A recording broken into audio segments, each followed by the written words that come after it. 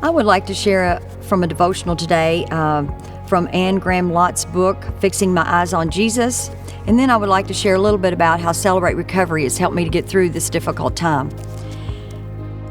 The title of the devotional is Turn to God. I stand in awe of your deeds, O Lord. Renew them in our day. In our time, make them known. Habakkuk 3:2. When disaster strikes, how do we, as God's people, respond? By weeping, by giving, by opening our homes, by volunteering our time. As a child of God, there's one thing we can do better than anyone else. You can pray. The Old Testament prophet Habakkuk set a clear example for you. He knew the mounting sin in his nation was pushing God beyond the limits of his patience. God confirmed to Habakkuk that his judgment would fall in the form of catastrophic disaster. Habakkuk 1:5 says, "Look at the nations and watch, and be utterly amazed, for I'm going to do something in your days that you would not believe, even if you were told." Habakkuk turned to God and poured out his heart in prayer. As you pray, focus on God's availability, on His consistency, on His glory, on His majesty, on His authority, and His sufficiency. Stay focused on God and pray.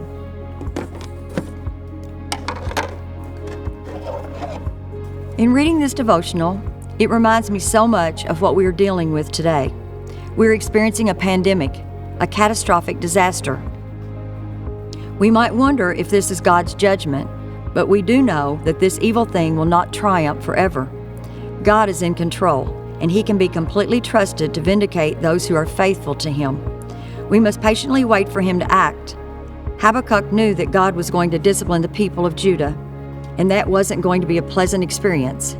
But Habakkuk accepted God's will, asking for help and mercy. Habakkuk did not ask to escape the discipline, but he accepted the truth that Judah needed to learn a lesson.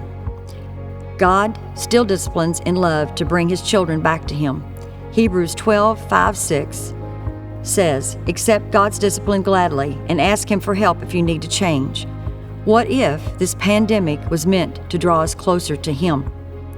We cannot see all that God is doing, and we cannot see all that God will do, but we can be assured that He is God and will do what is right. Knowing this can give us confidence and hope in these confusing times. Hello, I am a grateful believer in Jesus Christ. I struggle with codependency, anxiety, control, anger issues, and my name is Bonnie. I would like to share a little bit about how Celebrate Recovery has helped me get through these trying times, including the coronavirus. I want newcomers to realize that we all are subject to brokenness. I have been attending Celebrate Recovery since it began 9 years ago. I'm a psychiatric nurse practitioner and therapist in the community. While I came to Celebrate Recovery to volunteer to help others, God revealed to me that I had my own junk to work on. Codependency means you try to fix others and that it takes precedence over taking care of your own issues. I was broken and out of control. I was angry, resentful, and bitter while trying to rescue my daughter from a lifestyle that I didn't support. The more I tried to fix things, the more distant and out of control things became. I was upset because at one point in my recovery when I was on my rant, she told me if that's how Christians act, then she wants no part of it. She denounced her faith in God, which was extremely hurtful, but she was right. I was judging her and not doing a very good job at modeling my Christian walk. It has taken me 9 years to realize that I'm in control of nothing but myself, and God has everything else. That sounds so easy, but it has been a difficult lesson for me to learn. Fast forward, I am currently a leader in Celebrate Recovery and am very involved in teaching and ministering to others. Reading God's Word and devotionals, journaling, prayer, exercise, and staying in touch with my sponsor and accountability partners has helped me keep my anxiety in check during this time of uncertainty. By God's grace, I'm in a much better place with my daughter. She extended me forgiveness for hurting her, and we have made amends. What a blessing. For those of you who have children, you know that when your children hurt, you hurt. She is a very beautiful, intelligent, and athletic woman who has become an emergency room physician and is working on the front line fighting this coronavirus. While I pray for her safety, I am so proud of her. She lives in Utah, and on a recent visit home prior to the Corona lockdown, we were able to have a conversation about God. She shared that she knew Jesus represents love, and He loves her just as He loves everyone else. So with the coronavirus, there have been a lot of traumatic things to happen, just as Habakkuk predicted about Judah in the devotional. There's also been a lot of healing. It's at this time we must be strong and turn to God in our faith. Isaiah 30:19 says, "How gracious He will be when you cry for help. As soon as He hears, He will answer you." As of today, there have been 670,000 cases of the coronavirus and over 35,000 deaths throughout our nation. It has changed our lives. We are suddenly thrust into a new normal. Isolation and social distancing, who ever heard of such? We have experienced an extraordinary amount of losses, to include not only deaths, but jobs, businesses, and schools closing. All this brings various hardships on families. Since the coronavirus, I have started doing telehealth at home with longer days and seeing more clients than I've seen in a while. Most are suffering from an increase in stress, resulting in depressive and anxiety symptoms. This has allowed me to witness, share God's love, and pray with them, along with teaching coping skills. We are doing things differently, like ordering groceries online and donning masks and gloves when we go out in public, along with distancing ourselves 6 feet apart from each other.